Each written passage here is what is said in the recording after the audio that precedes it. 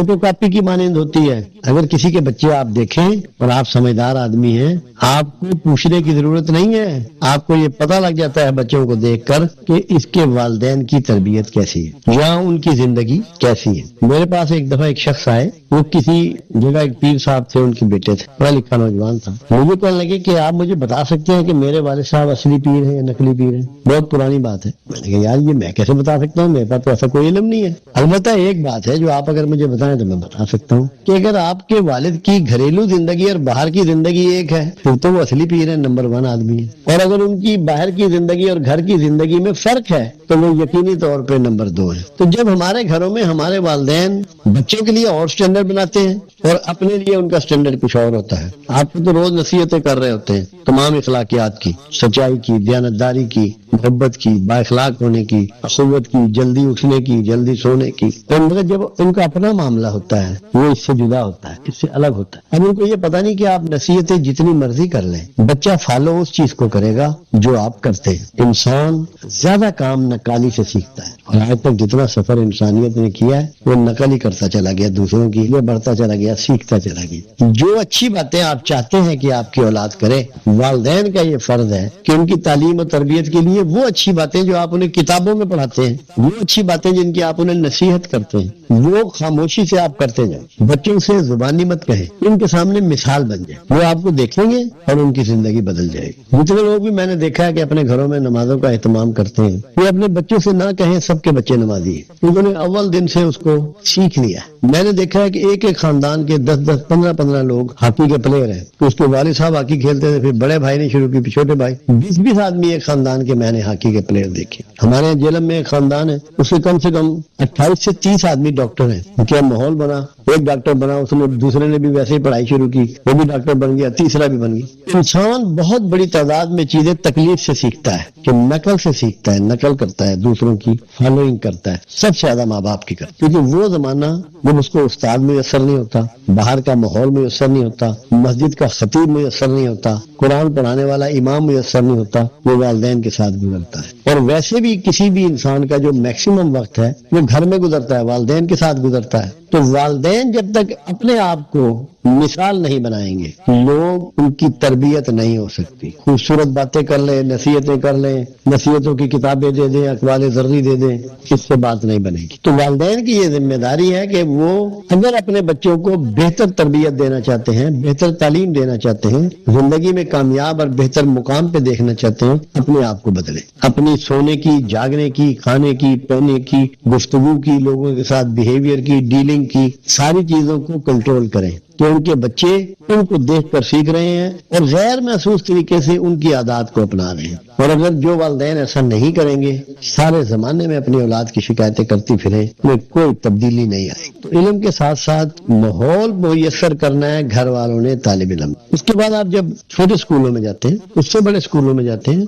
College में जाते हैं, यूनिवर्सिटीज में जाते हैं, वहाँ आपका वास्ता असातिज़ा से है। अब असातिज़ा आपको बेहतरीन तरीके से अपना मज़मून पढ़ा रहे हैं, मगर अपने रवैये से आप पे असरअंदाज नहीं हो रहे। आपको ये बावर कराने में कामयाब नहीं हो रहे कि मैं तुम्हारा बेहतरी चाहने वाला एक इंसान हूँ और मैं तुम्हें कामयाब रूप में देखना चाहता हूँ। आपसे आपको ये रिकॉग्नाइज ही नहीं करा पा रहे, क्योंकि वालिदैन के बाद जो दूसरी पर्सनैलिटी है वो आपकी जिंदगी पे असरात डालती है, वो आपके असातिज़ा हैं। इनसे आप सीखते हैं लिबास का पहनना, गुफ्तगू, अंदाज, मामलात, लोगों से बिहेव करना।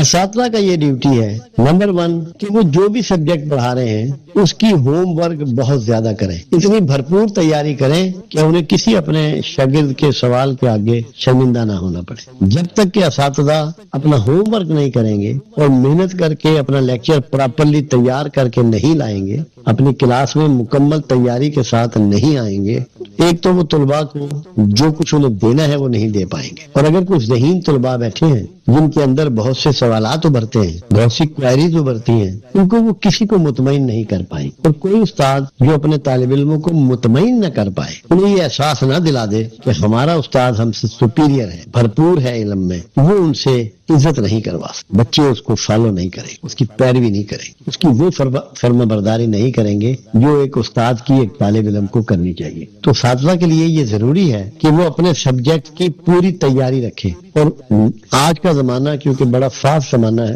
کمپیوٹر ہے، انٹرنیٹ ہے، آن لائن ہے، بہت سے انٹرنیشنل رابطے ہیں، اداروں سے رابطے ہیں، آج زیادہ استاد کو اویئر ہونے کی ضرورت ہے، زیادہ محنت کی ضرورت ہے، زیادہ کوشش کی ضرورت ہے کہ کوئی ایسا طالب علم بھی ہو سکتا ہے جو انٹرنیشنل انفارمیشن رکھتا ہے، وہ جب آپ سے کوئی سوال داغ دے گا تو آپ کو شرمندگی نہ ہو۔ تو جو استاد اپنے سبجیکٹ میں تیار ہے، ماہر ہے، اس نے کوشش کی ہے، محنت کی ہے، ہوم ورک کیا ہے، وہ اپنے طالب علم کو کچھ نہ کچھ ڈلیور کر سکتا ہے۔ دوسری چیز استاد کے لیے لازم ہے، کیونکہ اس کی پرسنالٹی کے اثرات بہت آتے ہیں بچوں پر، طلباء پر، کہ وہ اپنے لباس کی سلیکشن میں بھی محتاط ہو، ایک مہذب طریقے کا لباس استعمال کرے، بغیر کہے جو طلباء ہیں وہ مہذب لباس شروع کر دیں گے۔ آج کل لباس کے معاملے میں ہم بالکل ہی بے بہرا ہو گئے ہیں، اور اس کے بارے میں جو ہمیں کیئر کرنی چاہیے ہم نہیں کر رہے۔ تو اگر ہمارے اساتذہ یہ مہربانی کرتے ہوئے اپنے لباس کی سلیکشن کا بھی خیال کریں، اور یہ خاموش وہ راستہ ہے جس سے طلباء کو ایک علم ٹرانسفر کیا جائے، اس میں گفتگو اور بولنے کی ضرورت نہیں ہے اساتذہ کی، اس لیے سے بھی وہ پھر ہمارے ہاں ایک بڑی بدنصیبی ہے،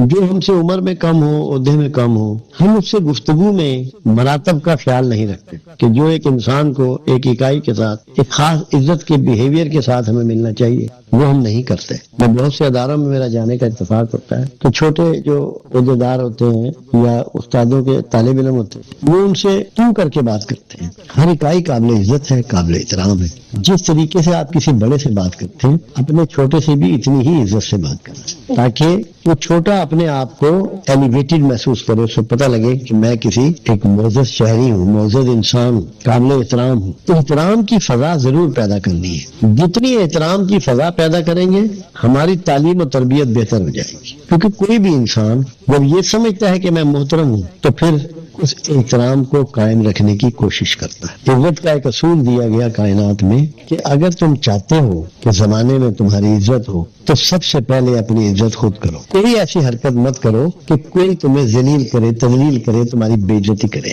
رسول اللہ صلی اللہ علیہ وسلم کا اس پر ایک فرمان مبارک موجود ہے کہ کیا ہو گیا لوگوں کو کہ اپنے والدین کو گالیاں بکتے ہیں، برا بھلا کہتے ہیں۔ یا رسول اللہ صلی اللہ علیہ وسلم، کیا ایسے لوگ بھی موجود ہیں؟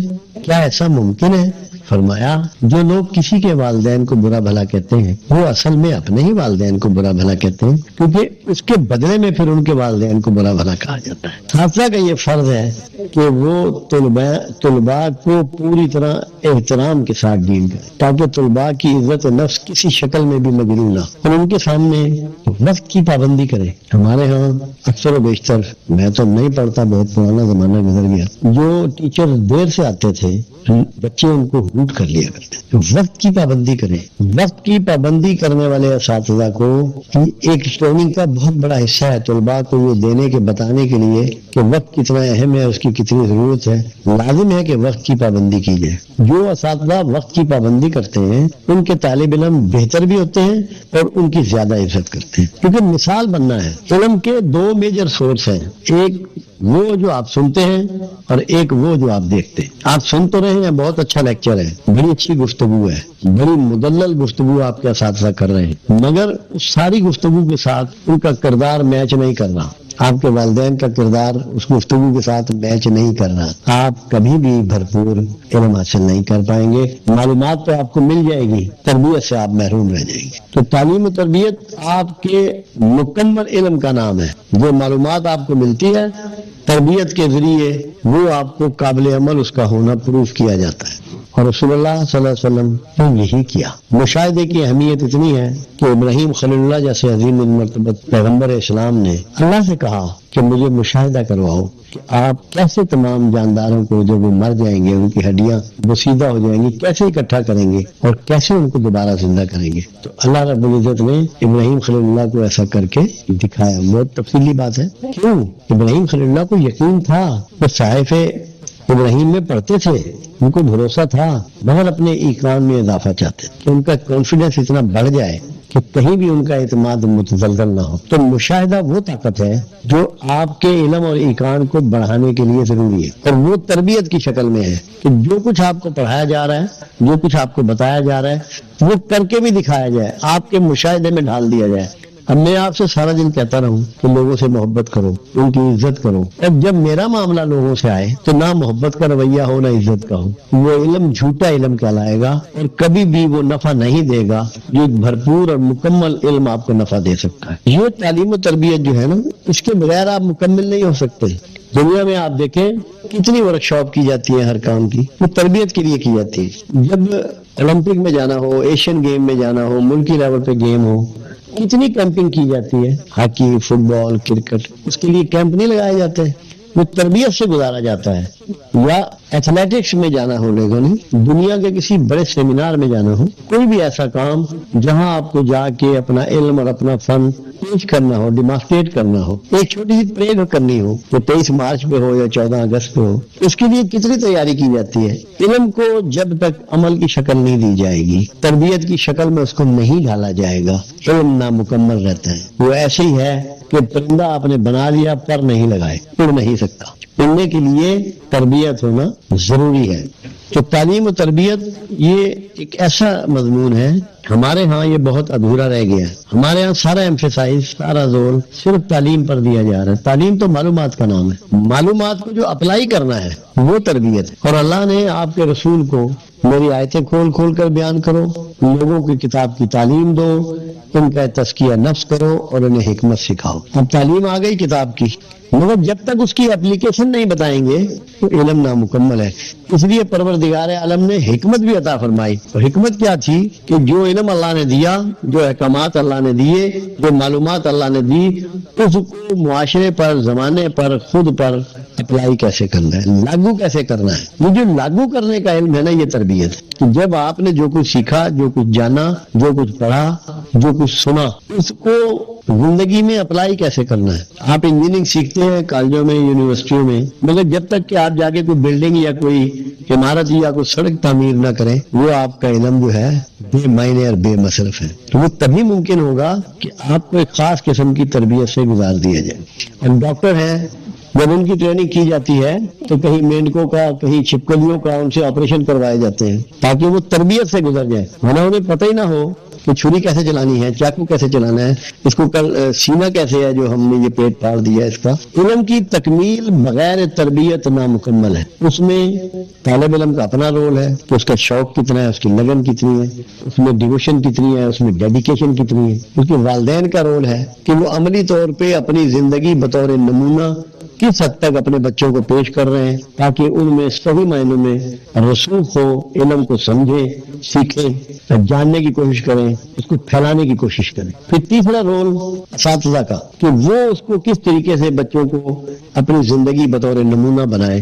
ایک چوتھا رول بھی ہمارے معاشرے میں، اور وہ ہمارے علماء کرام کا ہے جن سے ہمارا واسطہ پڑتا ہے. ہم قرآن شریف ان سے پڑھتے ہیں، ناظرہ پڑھتے ہیں، مسجدوں میں جاتے ہیں، ان کی گفتگو سنتے ہیں. ان کا بھی ہماری زندگی میں رول ہے ایک استاد کی حیثیت سے. ان کی بھی یہ ذمہ داری ہے کہ جو کچھ وہ گفتگو کر رہے ہیں دین کے حوالے سے، مذہب کے حوالے سے، اس میں میکسیمم خود داخل ہو کے عمل کر کے آپ کو بتائیں. میں گفتگو کو یہیں ختم کرتا ہوں. ہمارے پاس تو کوئی سامان نہیں تھا. ایک ٹوٹی پھوٹی سائیکل ہوتی تھی، ایک ٹیبل فین ہوتا تھا گھر میں. اب ہم 4 بھائی ہیں، چاروں کے گھروں میں اے سی لگے ہوئے ہیں، گاڑیاں ہیں، سب کے گھروں میں کھڑی ہوئی ہیں، اور بھی سامان آسائشوں کا، آرام کا موجود ہے، مل رہا ہے. میں یہاں لوگوں کو دیکھتا ہوں، بے شمار لوگوں کو جانتا ہوں کہ جن کے پاس سائیکل بھی نہیں ہوتی تھی، ابھی وہ گاڑیوں میں ہوتے ہیں. حالات سب کے بدلے ہیں. جتنے حالات بدلے ہیں، ناشکرا پن بھی اتنا بڑا ہے، جس کی وجہ سے، اس ناشکرے پن کی وجہ سے آپ فرسٹریشن اور ڈپریشن کا شکار ہیں. آپ مختلف قسم کے ناانصافیوں کا شکار ہیں کیونکہ آپ ناشکرے ہیں. اللہ کے جو سب سے بڑا جرم ہے وہ ناشکرا پن ہے. بغاوت میں آتا ہے کہ سب کچھ آپ کو دے رہا ہے، زندگی، صحت، آسودگی، رزق، پھل، دودھ، گھی، سبزیاں، گوشت، انڈے، بہترین لباس، بہترین مکان، آسائشوں کے رہنے کے لیے، گاڑیاں استعمال کرنے کے لیے، بہترین جانور، سب کچھ. مگر جب آپ بات کرتے ہیں، شکوے کی کرتے ہیں، یہ اللہ سے بغاوت ہے جس کی سزا آپ کو نفسیاتی طور پہ مل رہی ہے. قرآن حکیم میں ایک مضمون آتا ہے، اس کو قرآن کہتا ہے عذاب مہین۔ مہین کہتے ہیں اتنی باریک چیز کو جو کسی آلے کی مدد سے آپ کو نظر آئے، بہت ہی باریک، جس کو آپ محدث شیشے سے، میگنیفائنگ گلاس سے دیکھ سکیں۔ مہین، عذاب مہین، نفسیاتی طور پہ، شعوری طور پہ پوری قوم کو عذاب مہین مل رہا ہے، کیونکہ سب ناشکرے ہیں۔ صبح ہوتے ہی یا موسم کا گلہ کریں گے، یا سبزی گوشت کا گلہ کریں گے، یا حکومت کا گلہ کریں گے، یا افسروں کا گلہ کریں، مطلب کوئی نہ کوئی گلہ کرنا ہے۔ اگر اس کی بجائے یہ رویہ اپنائیں، یا اللہ ہم بڑے گنہگار ہیں مگر تیرے احسانات بہت کثیر ہیں، اور کوئی بہتری کا کام انیشیٹ کر لیں دن بھر میں، کوئی ایک پتھر ہی راستے سے ہٹا دیں، آپ کے سارے حالات بدل جائیں گے، آپ کے رویے بدل جائیں گے، اللہ کی رحمت بدل جائے گی آپ پہ۔ ابھی سب بے چینی، اور بے چینی ناشکرے پن کی وجہ سے۔ ہمیں تو کوئی بے چینی نہیں، ہم نے کبھی شکایت نہیں کی، نہ موسم کی، نہ حکمرانوں کی، نہ حالات کی، نہ کسی رشتہ دار کی، نہ پڑوسی۔ صبر سیکھیں۔ آپ رسول اللہ کی زندگی کا مطالعہ کیوں نہیں کرتے؟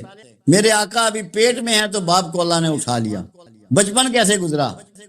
پیروں میں کانٹے چبھ جاتے تھے بکریاں چگاتے ہوئے، یتیمی میں بچپن گزرا۔ کوئی ثابت کر سکتا ہے تاریخ میں کہ ایک دن میرے آقا نے شکوہ کیا ہو حالات کا؟ ایک دفعہ بھی کیا ہو پوری لائف میں؟ وہاں سے کیوں نہیں سیکھتے ہو؟ کتنا کفار نے اور مشرکین نے ستایا، رشتہ داروں نے کتنا ستایا، لہو لہان بھی ہوئے، دندان مبارک بھی شہید ہوئے آپ کے، مگر کبھی کوئی شخص کہہ سکتا ہے کہ آقا کے زبان مبارک سے کسی نے کبھی شکوہ سنا ہو؟ سردی کا، گرمی کا، بھوک کا، لوگوں کے رویے کا۔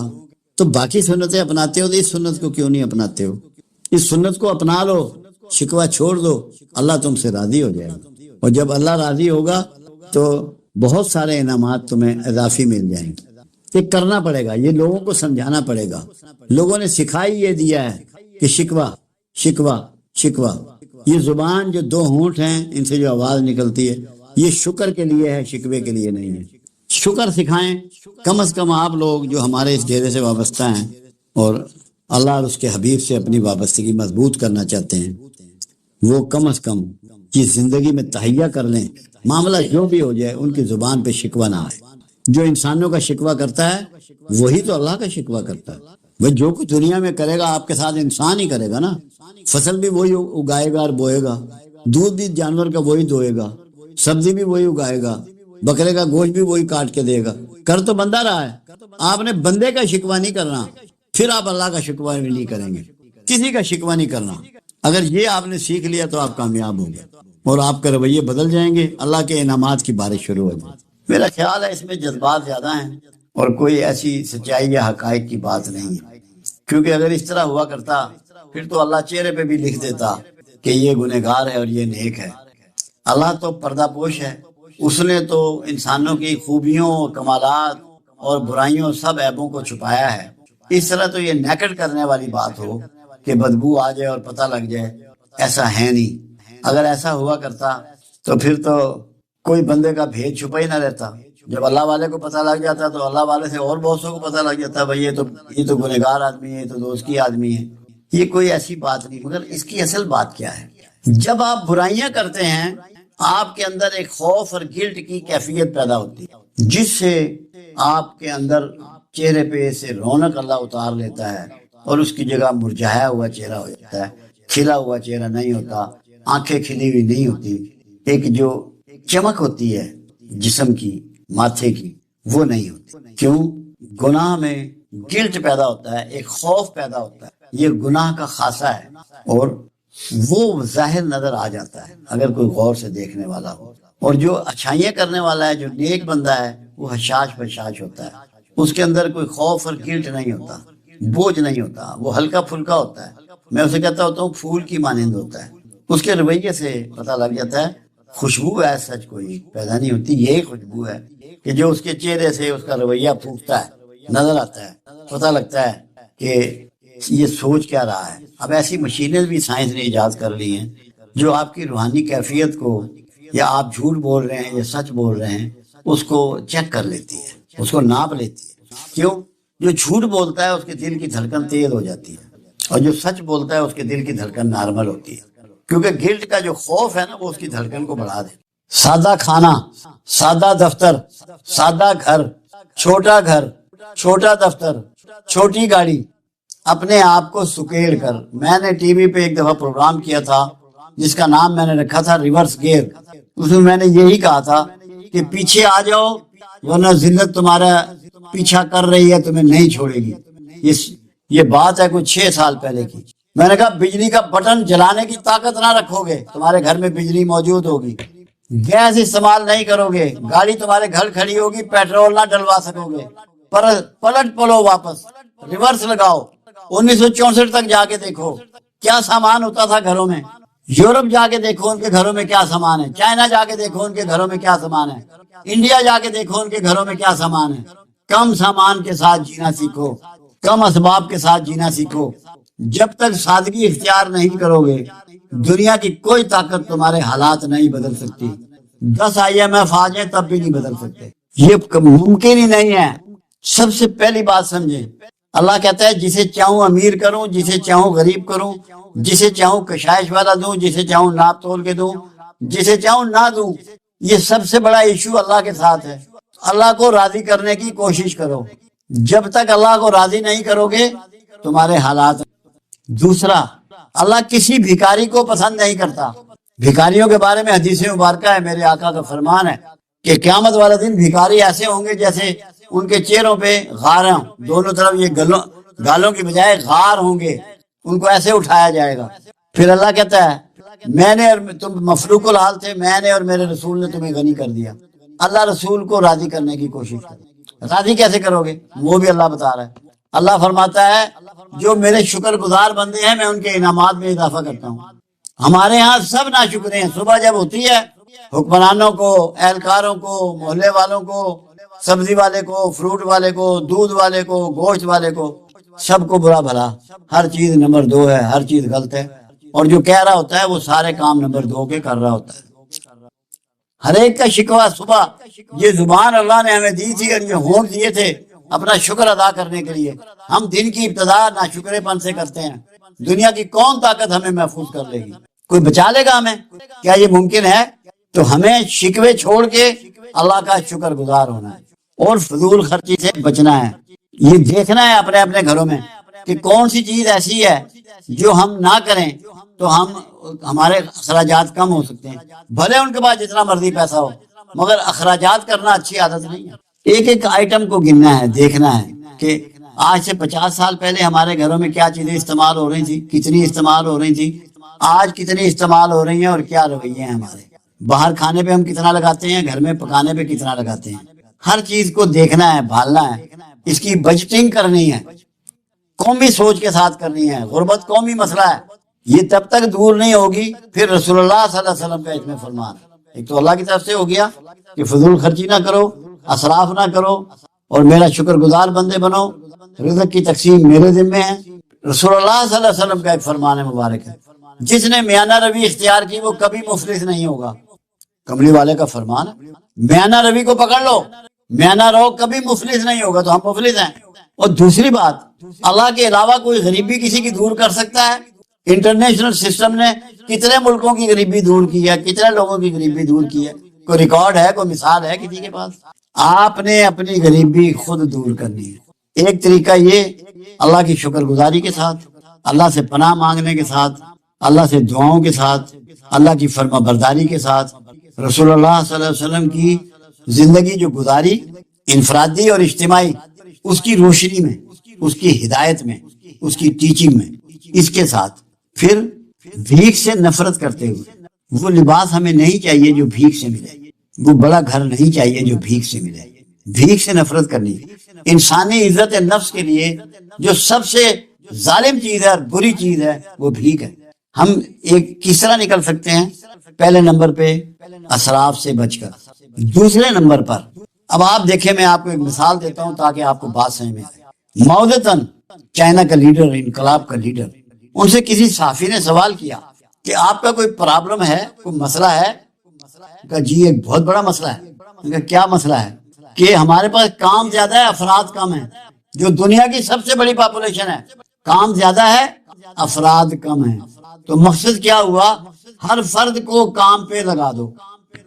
اگر ہر فرد کام پہ لگ جائے اور کوئی مشکل نہیں ہے معاشرے کے لیے اور اسٹیٹ کے لیے۔ دوسری چیز آپ کے پاس وافر ہے، آبادی آپ کی 62% نوجوانوں کی ہے، ریٹائر لوگوں کی نہیں ہے۔ یہ جاپان نہیں ہے کہ جہاں ریٹائر لوگوں کی زندگی ہے، پاکستان ہے، یہاں 62% نوجوان ہیں، اور زمین آپ کی بے شمار ہے۔ سارے نوجوانوں کو زمین کو آباد کرنے پہ لگا دو، اشتمال اراضی کے پروگرام بنا دو، مجبور کر دو ذمہ دار کو جس کی زمین ہے کہ اگر تیری زمین بے آباد ہوگی تو گورنمنٹ اس کو لے لے گی، ہائر کر لے گی۔ نوجوانوں کو یہ بتا دو کہ پاکستان کا کوئی سڑک ایسی نہ ہو جس کی سائڈیں کچی ہوں، وہ آباد کرنی ہے، کھیت آباد کرنے ہیں، پہاڑوں کو مسمار کر کے ان کو ہموار کر کے آباد کرنا ہے، ایگریکلچر ملک بن کے دکھا دو، ہر نوجوان کو استعمال کرو۔ میں چائنا کی ڈاکومنٹری دیکھتا ہوں، اشش کرتا ہوں، عورتیں، مرد، بچے، بوڑھے، جوان اپنے اپنے حصے کا سب کام کر رہے ہیں۔ یہ قسم کھا لو کہ ہم نے کسی کے مال پہ زندہ نہیں رہنا، ہم نے اپنے حصے کا کام کرنا ہے، اپنے آپ کو 24 گھنٹے جتا ہوا رکھنا ہے تاکہ قوم کی حالات سمر جائیں۔ قرضوں سے 78 سال میری عمر ہو گئی ہے، ابھی تک ہم قرضے ہی دیکھ رہے ہیں، قرضوں سے قوم نکلی نہیں۔ جب تک کام نہیں کرو گے، خود غیرت نہیں کرو گے، تمہیں کوئی نہیں نکال سکتا۔ ایک فارمولہ ماؤ نے دیا کہ جتنی آبادی ہے، جتنے لوگ ہیں، ان سب کو سکل ان سکل دونوں طرح کے کام موجود ہیں معاشرے میں، مملکت میں موجود ہیں۔ ہر بندے کو کام پہ لگا دو، ویلے بندے کو برداشت نہ کرے قوم کسی شکل میں، ویلا کھیت برداشت نہ کرے، ہر حال میں کھیت آباد ہو۔ اور ایک فارمولہ کبیر داس نے دیا امیر ہونے کا، غربت سے نکلنے کا۔ ایک تو ماؤ نے دیا، پہلے اللہ نے دیا، اس کے رسول نے دیا، پھر میں نے ماؤ کو کوٹ کیا۔ اب کبیر داس، جیسے چائنا میں کنفیوشس ہوا ہے، ایسے انڈیا میں کبیر داس ہوا ہے۔ ہمیں نہیں معلوم کہ وہ پیغمبروں میں سے تھا یا پیغمبروں میں سے نہیں تھا، مگر جو اس کی سیئنگ ہے وہ کمال کی ہے۔ کبیر داس کہتا ہے جو امیر ہوا بچا کر ہوا، کما کر نہیں ہوا۔ جو امیر ہوا بچا کر ہوا، کما کر نہیں ہوا۔ مثال دی اس نے، ایک شخص ہے 1000 روپیہ روز کماتا ہے اور شام کو 1000 ہی خرچ کر دیتا ہے۔ اس کے مقابلے میں دوسرا شخص ہے، وہ 500 روپے روز کماتا ہے، اس میں سے 20 روپے بچاتا ہے۔